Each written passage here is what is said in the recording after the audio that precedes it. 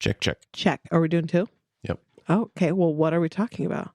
Got to give me some heads up, man. Stand by. Unless you're talking about board games again.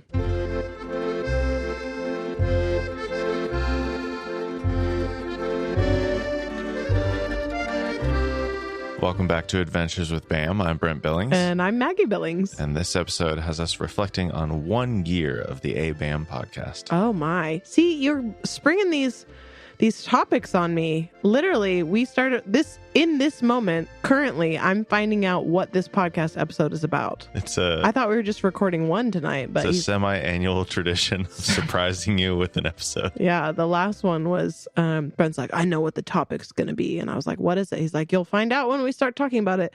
And it was my hatred of board games. Yeah, so here we are. What do you think? 1 year? 1 year? For real? For real. This is our 53rd episode. Wow, that's bonkers. I don't know. I mean, what do you think? I think it's great. I think that we certainly have not run out of things to talk about. I was just going to say, I feel like we've run out of things to talk about. It's all like current events now for the most part. It's not all current events, but it's mostly current events. Yeah, and that's fine. I like the idea of having some sort of diary entry type thing. Yeah. Autobiography thing for our children. I think that's what I keep coming back to is often part of my problem in life is that I believe the lie that if I'm not doing something like perfectly, or if I'm not the best at something, I have no business doing that thing. So, if we're not doing a podcast that is just riveting and everybody wants to listen to it, then like, I don't have any business podcasting, if we don't have anything super interesting to say, I would rather not record because a lot of our current events are not that interesting.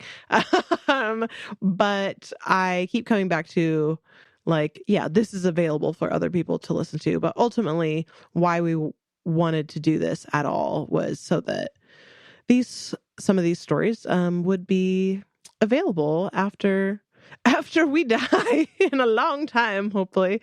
But yeah, to have something cool to pass down to our kids and grandkids, because I feel like, man, if my parents had that, or if my grandparents had that, what a treasure. Well, and you listen to our episodes basically as they come out with the boys. Yeah. How's that process? It is, that's an interesting question. It encourages me to, I haven't processed this out loud yet. Let's see how I do. I think it encourages me to be very mindful about the way I talk about them, because what I notice sometimes is in the podcast, I will say something about either one or both of them the same way I would in a conversation with a friend or whatever. And our children are just the most amazing people on the planet. I'm not biased at all. But sometimes, there's a little bit of like tongue in cheek, like, whatever, where you're, I don't think I'm making fun of our kids ever, but sometimes there are things that I wouldn't necessarily say to them, but when I'm talking to a friend or when we're recording, I say about them. But then we listen to it, and I listen to them with the boys, and I'm like, oh, I hope that the way they hear me speak about them never makes them feel like I have anything less than all the love in the world for them. Do you know what I mean? Is this making sense at all? Yeah.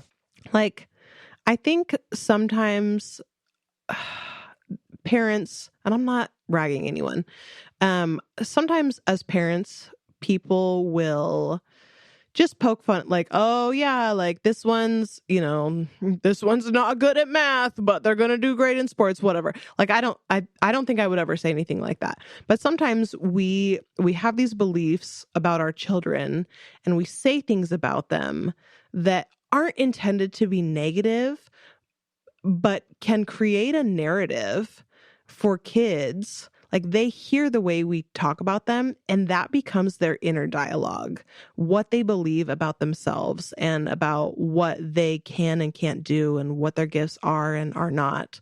And I just want to be very mindful about the way I talk about them, because they're going to hear it, whether it's the next day when we're, driving somewhere and we put it on, or it's in 50 years when, we've passed and they go back and listen to all this. I think I want to always make sure I'm talking about them in a way that uplifts them and encourages them and reminds them that they are capable and smart and strong and full of potential. And, I don't ever want to pigeonhole them. I think it's probably a much longer answer than what you were looking for. No, it's good. It's a good thing to think about because, in spite of our dozen of listeners, ultimately we are recording these for the boys. Yeah, that's true. All right. Well, I guess we carry on then. We carry on. We'll be back next week. I think the problem is there are things going on in our lives that are far more interesting than what we're recording, but they're almost too interesting. Like they're not podcast material, if that makes sense. I mean, or at least not yet. Yeah. Well, and part of it is like, I would have wanted to record an episode already about my trip to Washington, D.C., but I have yet to edit those photos. So it's just not done yet. I'm hoping to get to that, in the next week or two, and then we can come back to that topic because that was a fun trip and saw lots of cool things, but it's just not time yet. Sometimes you got to put a pin in the juicier topics and circle back to them later. Still need to follow up on my adoption stuff. Oh, yeah. Yeah, you released that episode, and then Julia, your bio mom, was like, I got a couple of details wrong, right? Basically, everybody in my family. My sister. Everybody. Both of my moms. Everybody was like, let me help you out. Oh, man. You gotta interview people before you do these things. Okay. I didn't know it was all so wrong. Well, I'm here to correct you, but I wasn't there for your adoption, so... Yep. All right. Can't help you. We'll do better. We'll do better. We'll try. May year 2 of ABAM be better than year 1. No promises. Okay. Ciao, ciao.